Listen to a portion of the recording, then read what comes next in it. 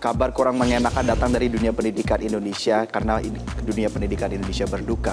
Diduga ada korban bullying telah menjadi penyebab kematian seorang mahasiswa bernama Timothy Anugrah Saputra. Pihak Universitas Udayana menggelar upacara mencaru atau pembersihan sesuai adat budaya Hindu Bali di tempat kejadian, yaitu di Gedung Fakultas Ilmu Sosial dan Ilmu Politik. Korban meninggal adalah mahasiswa bernama Timothy Anugrah Saputra.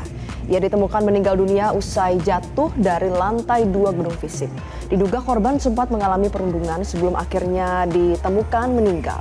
Namun belakangan viral usai korban meninggal dunia, ternyata korban menerima perundungan. Ada sejumlah mahasiswa yang diduga terlibat dalam perundungan dan sudah mendapatkan sanksi dari pihak kampus. Pihak fakultas akan menyiapkan unit konseling yang sudah ada sebelumnya dan akan mensosialisasikan konseling kesehatan mental. Dan berikutnya kita simak penjelasan pihak dari universitas mengenai kejadian naas yang dialami Timothy berikut ini. Lebih lanjut lagi penyebabnya apa, tapi memang kalau secara rekam medis yang bersangkutan itu memang mendapat konseling psikologis dari SD menurut keterangan keluarganya. Ya mungkin ada kecenderungan ke arah situ. Kecenderungan? Sengaja melompat mungkin ya. Oh gitu. Itu kenapa kok bisa sengaja gitu? Itu kita belum tahu Pak, belum tahu penyebabnya apa. Dari hasil dari rekam medis dari rumah sakit kan sudah jelas. Yang dilaporkan ini siapa? Bukan Pak. Tidak ada yang dilaporkan, cuma saya memberitahukan bahwa ini ada kematian untuk menyelidiki kematian jatuhnya biar tidak acaranya itu biar jelas semua kronologi. Pak, ada beberapa mahasiswa yang meminta maaf, akhirnya itu seperti apa Pak tanggapan dari keluarga Pak? Itu biar dari pihak kampus saja yang Oke. Itu bukan hak wewenang saya. Sebelumnya kan Pak, Saya tidak mau bawa ke pidana karena memang saya juga tahu kalau saya punya anak saya digitukan juga kasihan juga orang tuanya. Oleh sebab itu biar dari pihak kampus saja yang menyelesaikan. tapi dengan praktek pembulian kayak itu sebenarnya nggak gimana menilai Bapak? Ya makanya biar polisi lah. Kan kita nggak tahu anak saya penyebabnya mengambil tindakan itu seperti apa kan kita kan nggak tahu. Biar polisi yang menyelidiki penyebabnya apa. Biar saya nggak mau berasumsi dan macam-macam nggak mau. Oleh sebab itu saya lari ke posisi yang larikan kepada pihak yang berwenang. Itu aja. Ya tentu Valerie dan juga pemirsa kita lihat ya bagaimana ini juga menjadi viral di media sosial. Tetapi kita tentu patut memuji apa yang menjadi respon daripada ayah Timothy yang mau mendapatkan informasinya dan menyerahkannya kepada aparat penegak hukum ya. Justru yang mesti menjadi pertanyaan adalah respon dari pihak kampus. Karena kalau kita lihat Jose sanksinya ini hanyalah dikeluarkan dari organisasi mahasiswa, kemudian nilai akademik D dan juga permohonan maaf dari media sosial. Banyak masyarakat yang menilai ini nampaknya tidak membuat jera pelaku perundungan karena memang bullying ini bukan merupakan lelucon pemirsa. Ini bisa berujung pada hilangnya nyawa. Jadi kampus harus menjadi tempat yang aman. Pengawasan juga harus benar-benar dilakukan dan juga harus ada konselor yang memang disiapkan agar memang masyarakat khususnya mahasiswa ini bisa merasa aman bersekolah di universitas. Dan pemirsa kita akan beralih ke hot topic yang kedua. Ini juga menjadi perbincangan saat ini. Ada gebrakan lagi dari Menteri Keuangan Purbaya Yudisadewa. Gebrakan apa nih Jose? Ya kita lihat ya pemirsa pada 15 Oktober lalu. Jadi Menteri Purbaya ini meluncurkan hotline lapor Pak Purbaya. Dan tak disangka-sangka nih pemirsa, setelah hotline dibuka, ada 6.000 aduan masyarakat terkait kinerja Kementerian Keuangan. Menkyu Purbaya mengatakan bahwa 13 ribuan ini tuh mengadukan mengenai mayoritas berkaitan dengan pelaporan Direktorat Jenderal Bea dan Cukai. Beberapa aduan diantaranya terkait kinerja pegawai Ditjen Bea dan Cukai yang tidak bekerja di kantor, melainkan di kedai kopi. Nah, ini mereka harus hati-hati sekarang ASN-ASN di lingkungan Kemenkyu ya, karena kalau ada apa-apa langsung dipoto dikirim ke Pak Purbaya langsung. Dan juga pemirsa Purbaya mendapat laporan terkait maraknya penjualan pita cukai rokok bekas di toko Madura.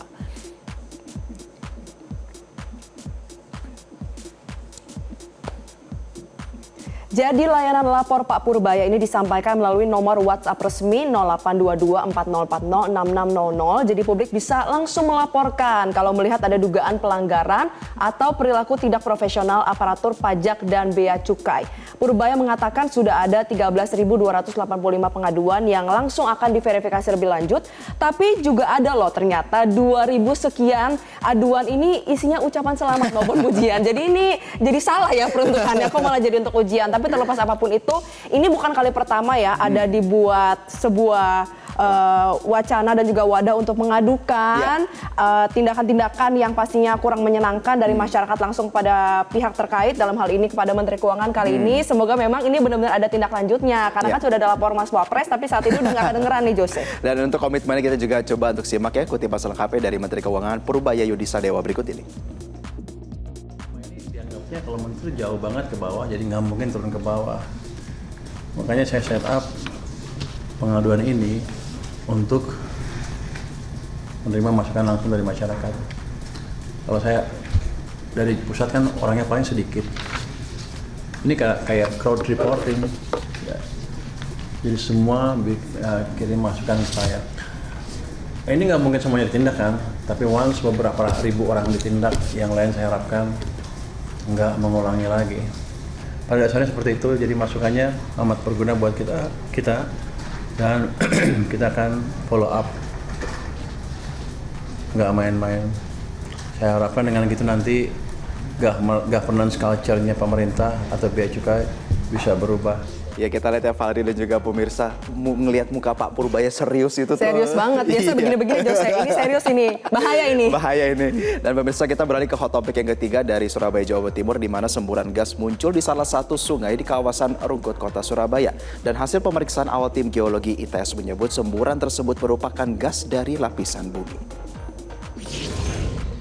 Pemirsa, fenomena semburan air dan lumpur berbau gas di tengah sungai ini diketahui warga terjadi sejak hari Kamis lalu. Dan untuk memastikan kandungan semburan tersebut, tim ahli geologi Institut Teknologi 10 November Surabaya ITS sudah melakukan pemeriksaan di lokasi kejadian menggunakan alat georadar. Hasil pemeriksaan menurut tim ahli Ame Widodo, semburan merupakan gas alam yang keluar dari lapisan bumi. Upaya penghentian semburan akan dilakukan bersama dengan petugas dari perusahaan gas negara atau PGN. Jadi selain di sungai kawasan Rungkut Surabaya, semburan juga sempat terjadi pemirsa di kawasan Kutisari dan Gunung Anyar. Warga pun saat ini dihimbau untuk menjauh dari lokasi hingga memang permasalahan ini selesai ditangani oleh petugas PGN.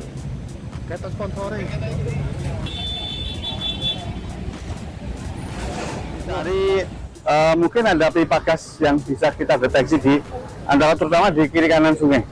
Nah, jadi harapannya ada pipa gas tadi yang dari belanja atau kalau ini tadi kan sudah terbuka ini ya, sudah tutup posisinya. Ya, jadi seperti itu kira-kira. Pakai alat apa Pak? Namanya georadar. Georadar. Jadi intinya deteksi magnetis dari di bawah kedalaman sampai sekitar 10 meter. Dan pemirsa, ada beragam informasi yang menjadi berita utama Selamat Pagi Indonesia hari ini. Di antaranya pasca diselamatkan oleh kepolisian dari Polda Metro Jaya, para korban penculikan dan penyekapan dengan modus jual beli mobil memberikan pengakuan tentang penyiksaan yang dialaminya. Dan untuk informasi selengkapnya, tunggu apa lagi bersama Kata Oma. Kata Oma, baru jagung bakar mentega. Jagung bakarnya nendang, menteganya meleleh di mulut. Rasakan kasih sayang Oma di kerenyahannya.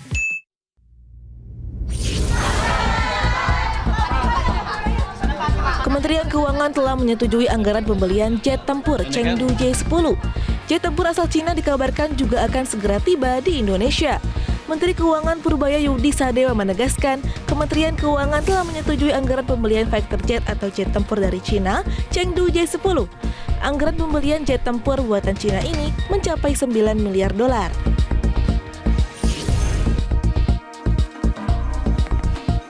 Institut Teknologi Bandung menyelenggarakan Pasar Seni ITB 2025.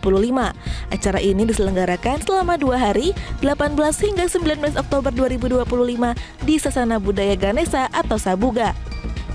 Tahun ini, Pasar Seni ITB menjadi salah satu acara budaya dan kreativitas terbesar di Bandung, menghadirkan pameran seni, bazar, pertunjukan musik, hingga lomba-lomba unik.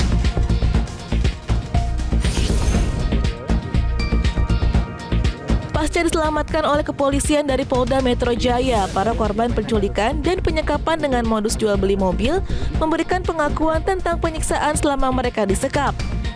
Salah satu istri korban yang juga sempat disekap namun berhasil melarikan diri juga memberikan kesaksian cara dirinya menyelamatkan diri dari lokasi penyekapan.